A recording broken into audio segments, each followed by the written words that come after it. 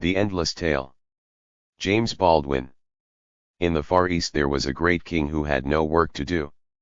Every day, and all day long, he sat on soft cushions and listened to stories.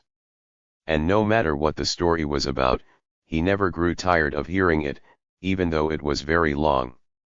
"There is only one fault that I find with your story," he often said, "it is too short."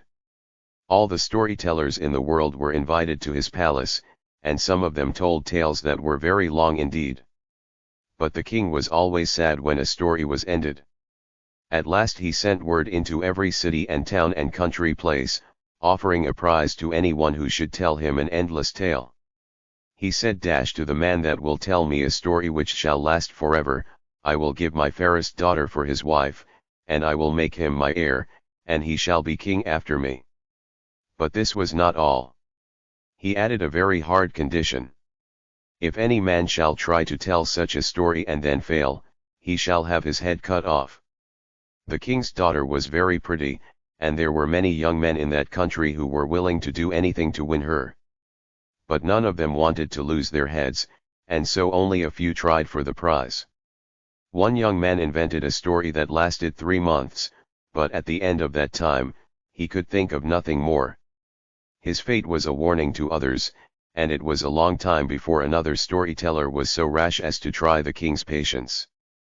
But one day a stranger from the south came into the palace.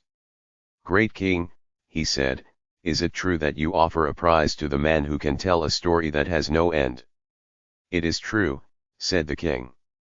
"And shall this man have your fairest daughter for his wife, and shall he be your heir?"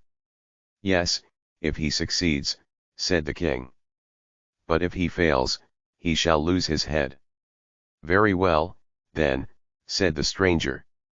"I have a pleasant story about locusts which I would like to relate." "Tell it," said the king. "I will listen to you." The storyteller began his tale. Once upon a time a certain king seized upon all the corn in his country, and stored it away in a strong granary. But a swarm of locusts came over the land and saw where the grain had been put. After searching for many days they found on the east side of the granary a crevice that was just large enough for one locust to pass through at a time. So one locust went in and carried away a grain of corn, then another locust went in and carried away a grain of corn, then another locust went in and carried away a grain of corn. Day after day, week after week, the man kept on saying, "Then another locust went in and carried away a grain of corn." A month passed, a year passed. At the end of 2 years, the king said, "How much longer will the locusts be going in and carrying away corn?" "O king," said the storyteller, "they have as yet cleared only 1 cubit, and there are many thousand cubits in the granary." "Man, man," cried the king, "you will drive me mad. I can listen to it no longer. Take my daughter, be my heir, rule my kingdom.